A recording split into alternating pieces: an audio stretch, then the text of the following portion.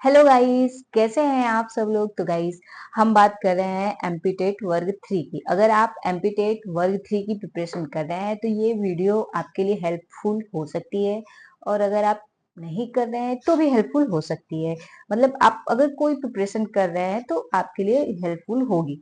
फिलहाल तो मैंने एम करके ये जो बनाया है वीडियो, वो एमपीटेट वर्ग 3 के लिए बनाया हुआ है, क्योंकि इसका जो सिलेबस था लास्ट टाइम में क्या हुआ, चेंज हो गया था। समय बहुत कम था और अब एग्जाम डेट भी आ गई है। आज 24 सितंबर हो चुके हैं, अक्टूबर में एग्जाम है इसका। 9-10 इन्हीं दोनों के बीच में एग्जाम जो है हो जाएगा।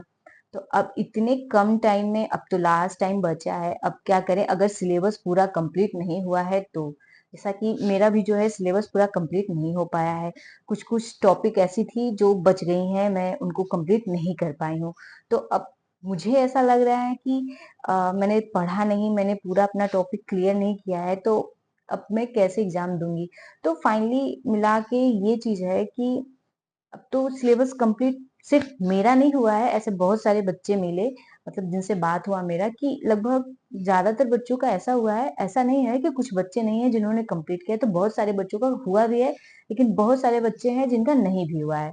तो अब जो चीज नहीं पढ़ी है या जो कंप्लीट नहीं हो पाया है, उसको कंप्लीट करने में जो पीछे का है वो सब भूलता जा रहा है।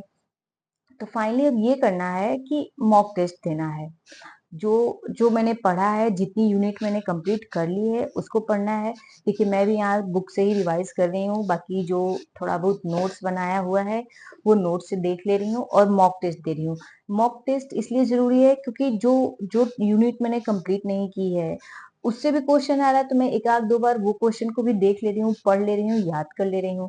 और जो मैंने किया है उस टॉपिक में भी कुछ ऐसे क्वेश्चन आ जा रहे हैं जो कि नहीं है, तो उनको भी मैं पढ़ ले रही हूँ। तो मॉक देने से क्या हो रहा है कि मेरा जो पहले का पढ़ा हुआ है वो भी हो रहा है, जो नया है वो भी कुछ हद तक कंप्लीट हो रहा है। ये मैं नहीं कहूंगी कि पूरा हो रहा है, लेकिन हाँ, कुछ हद तक हो रहा है।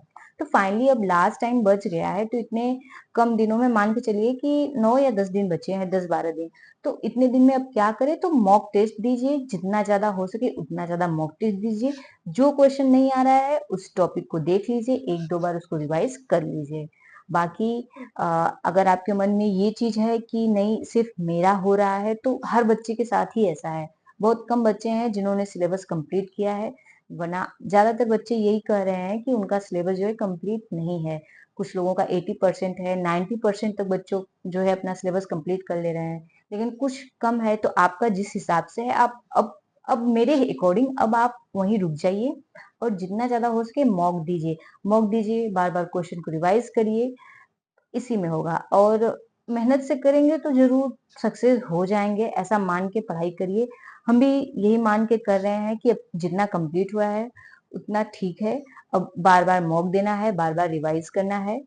और कहते हैं ना कि फल की चिंता मत करो, परिश्रम करते रहो। तो मतलब मेहनत करते रहिए, फल अवश्य मिलेगा, बस मेहनत जो है ईमानदारी से हो।